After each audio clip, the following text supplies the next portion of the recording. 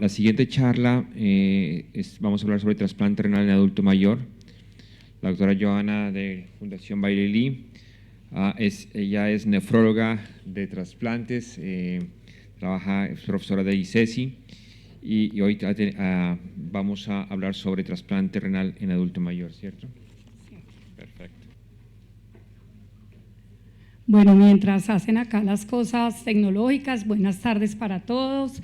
Gracias a ACTO por esta invitación. La idea es que este tema es algo a lo que definitivamente nos estamos enfrentando los grupos de trasplante y la idea es hacer una charla interactiva para que pues alisten los celulares, escaneemos el código de barras y respondamos sinceramente, usualmente, ¿qué hacemos en nuestros grupos? Vamos a escanear este código para el momento en que hagamos algunas preguntas que se van a desarrollar durante la presentación.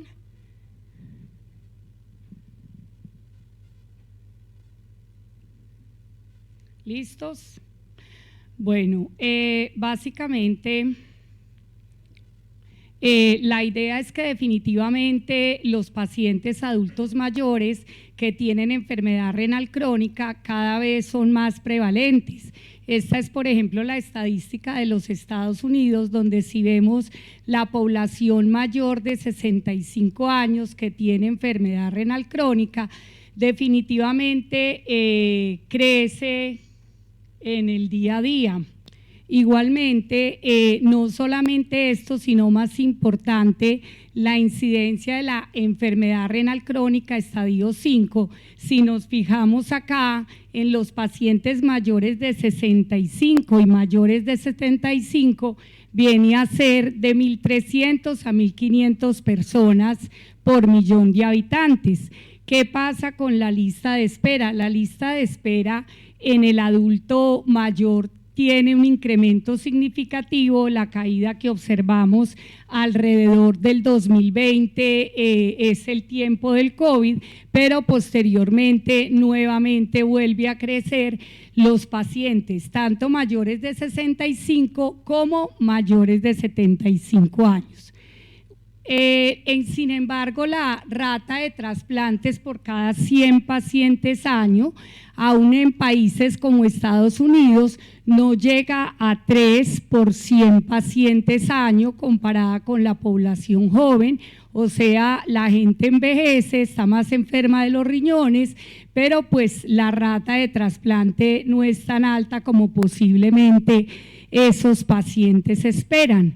¿Ustedes creen que qué pasa en nuestro país? Según la cuenta de alto costo, la prevalencia de la enfermedad renal crónica estadio 5 en el 2022 fue 68.9 por 100.000.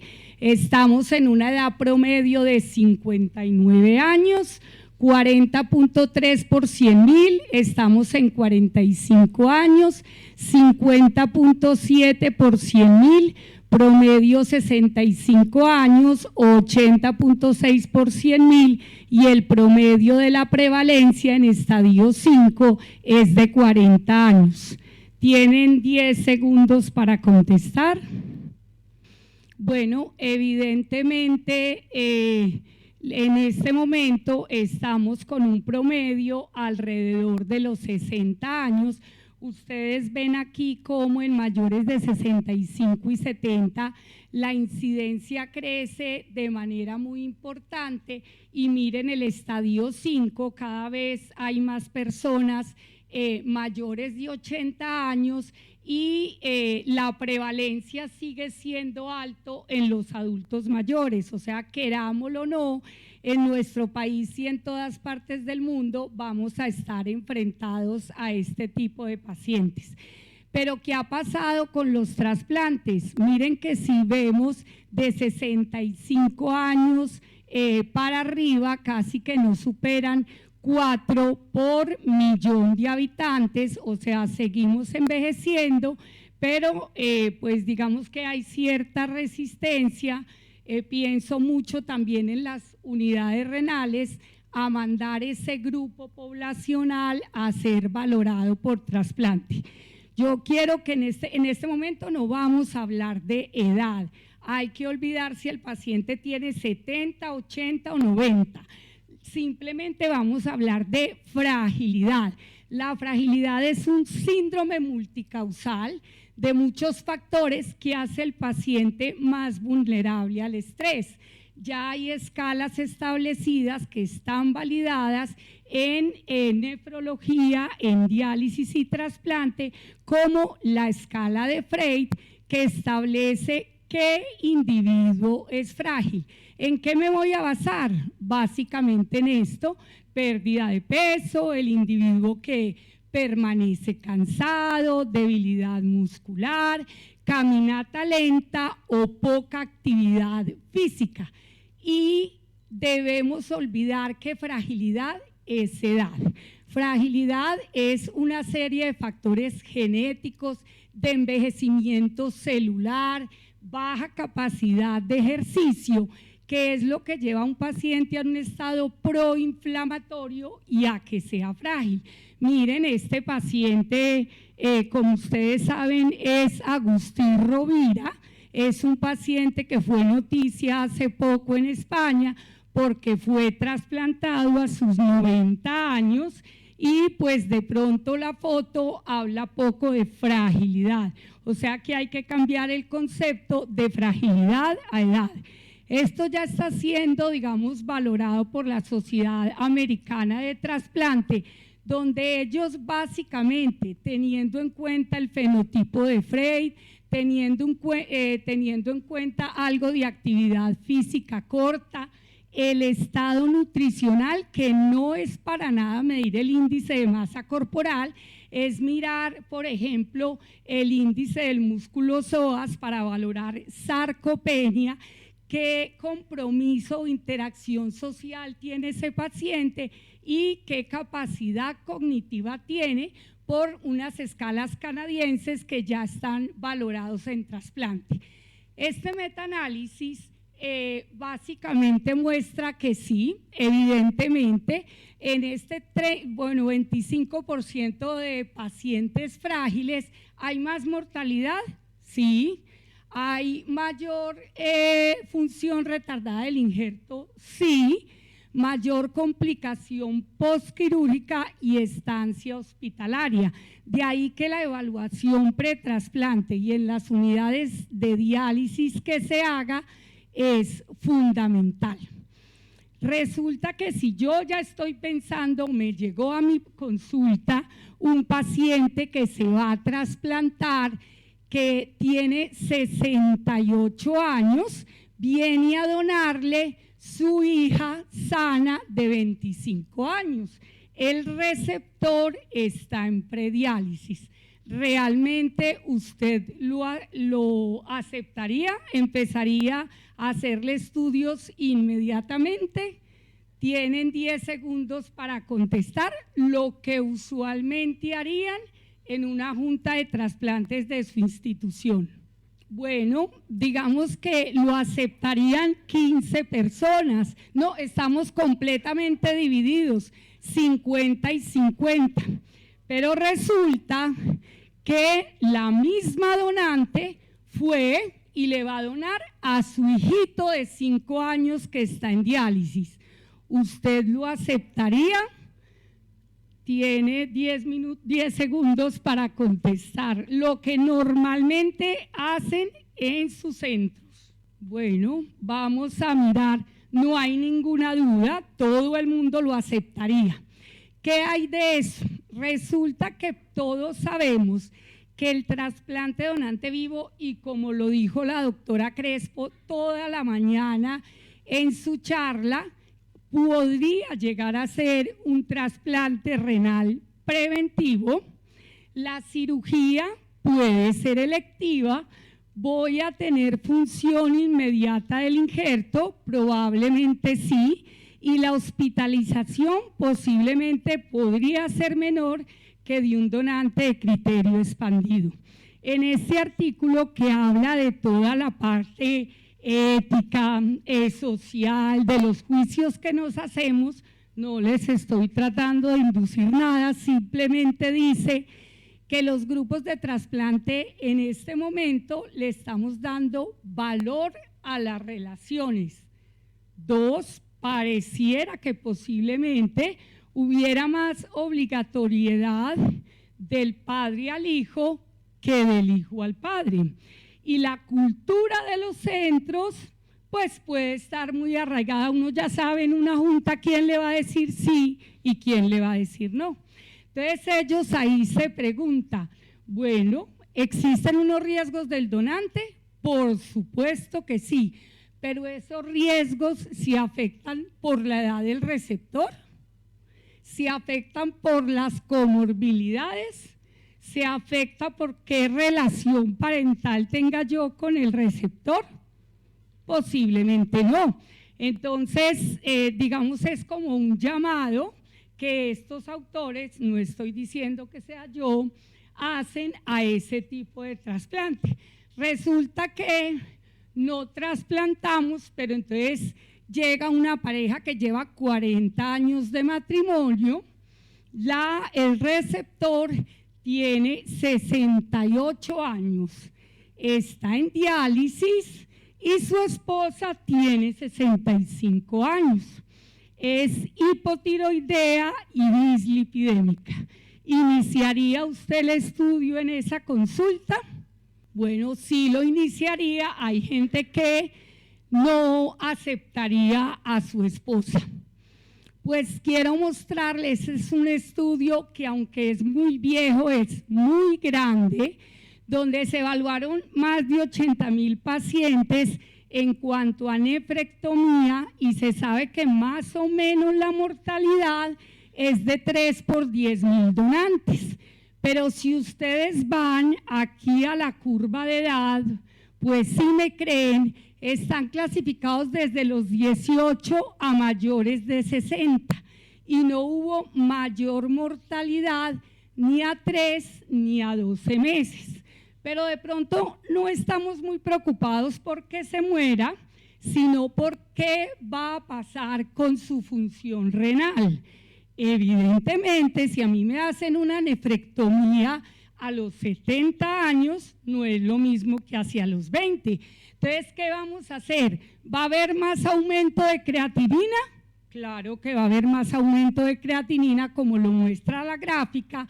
Y este estudio a mí me parece bonito porque se hizo con biopsias y resulta que si usted se va a la biopsia, sí va a haber más glomerulopatía, arteriolopatía, IFTA, pero si usted va a ir a ver a los 10 años, si hubo más incidencia de diálisis, de filtrados glomerulares por debajo de 30, de proteinurias significativas, de muerte, ustedes ven ahí que no la hubo. Entonces le deja a uno el interrogante si estamos más preocupados que lo que la realidad muestra. Siempre será, este es un estudio que tiene más de 20,000 pacientes y es que les traigo algunas referencias viejas porque digamos no hay unos estudios de este tamaño, digamos en los últimos años, donde claramente se muestra que la sobrevida del paciente mayor es muy superior con los donantes vivos que con los donantes de cadáver, así no sean de criterio expandido.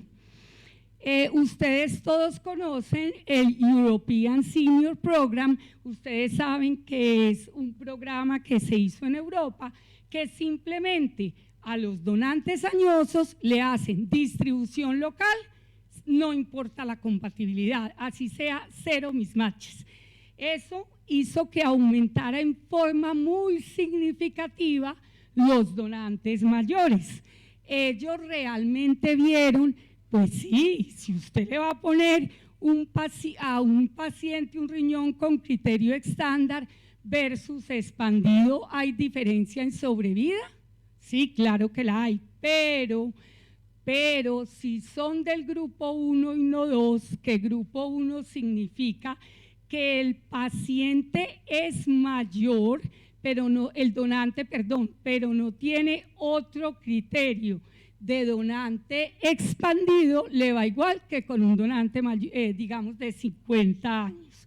Entonces, es una cosa que está como en la selección, y hoy el doctor preguntaba que qué pasaba con las infecciones. Ellos hacen eso, pero ojo, independiente del HLA, inmunosupresión full.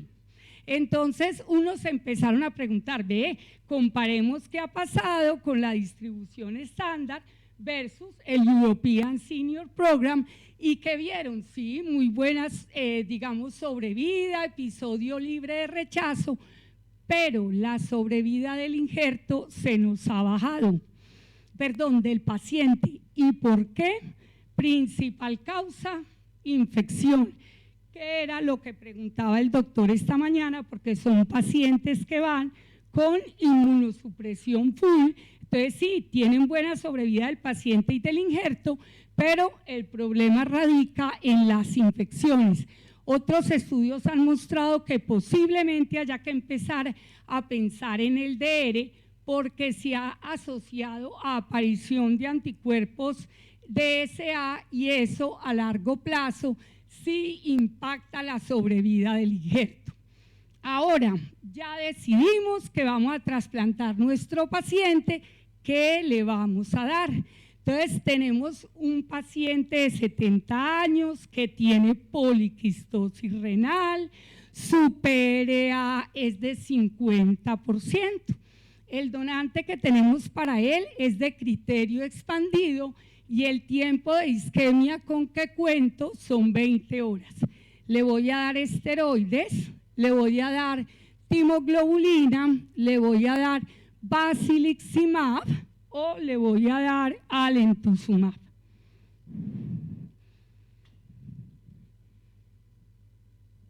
Bueno, estamos en lo cierto. Básicamente lo que han hecho los estudios es calificar el riesgo del donante y el receptor. Ojo, en donante añoso posiblemente lo más importante sea la calidad de riñón que tengo para trasplantar, o sea, el riesgo que confiere el donante de criterio expandido, de corazón parado y con isquemia mayor de 24 horas es muy importante. Todos los estudios han mostrado si el receptor es de alto riesgo y el donante es de alto riesgo, la timoglobulina evidentemente es muy superior, y aún si el receptor es de bajo riesgo o el donante es de alto riesgo, debo continuar con timoglobulina.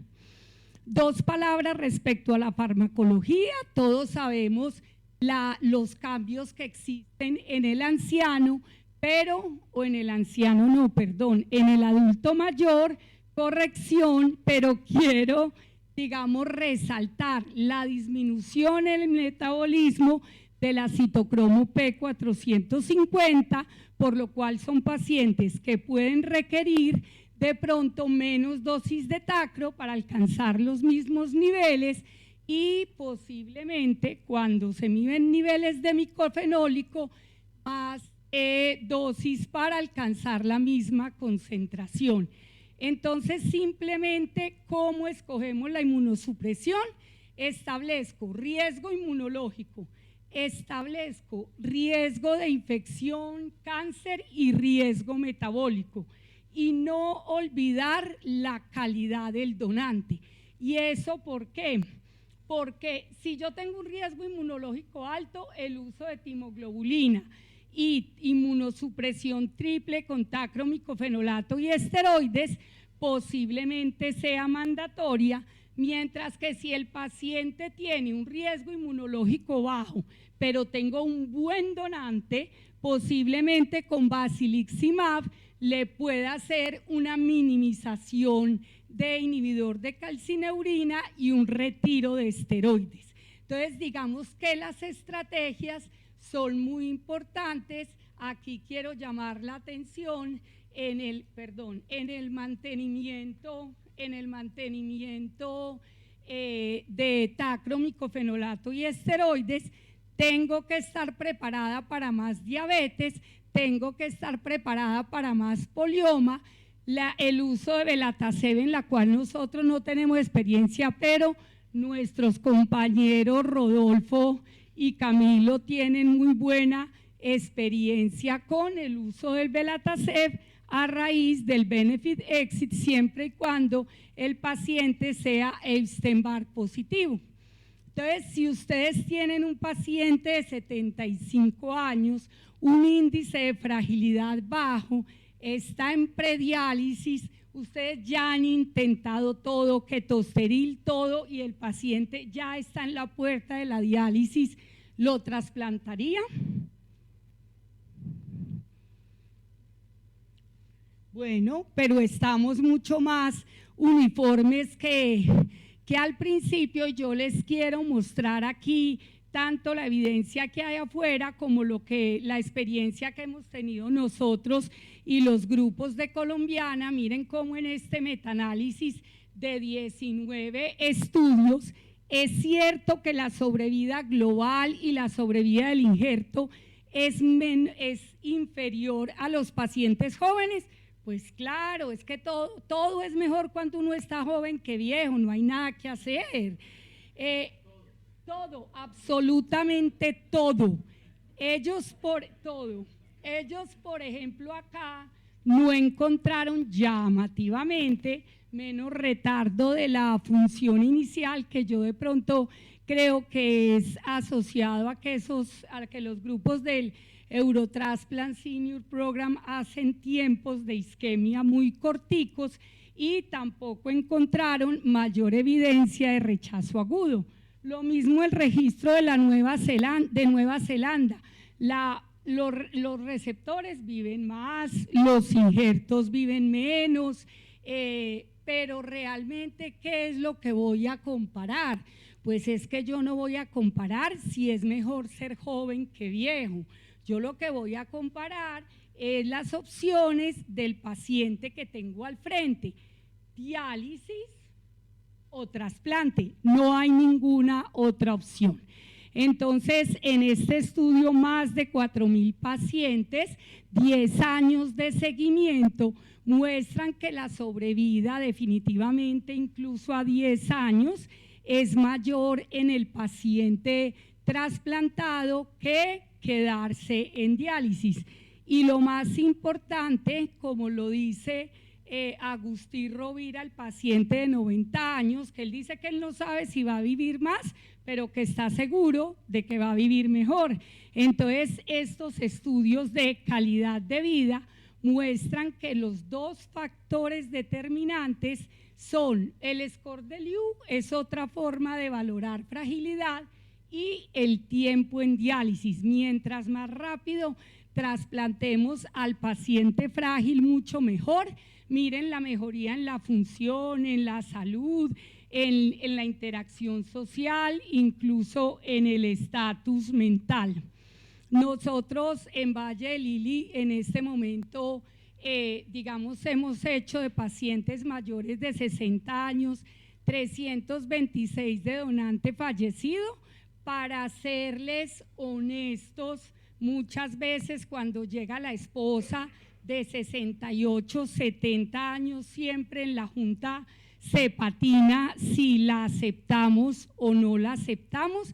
Miren que las sobrevidas del paciente y del injerto censuradas por muerte realmente son buenas, incluso con el menor de 65 años es muy similar.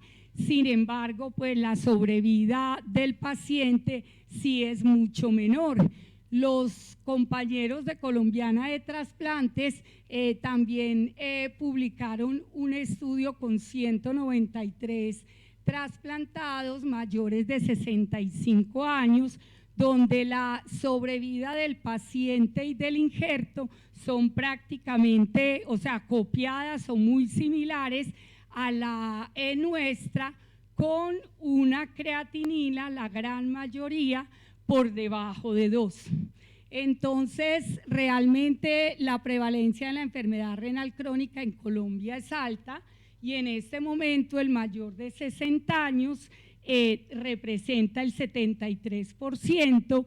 Si tenemos receptores añosos, deberíamos darle por lo menos una mejor oportunidad al donante vivo o por lo menos estudiarlos.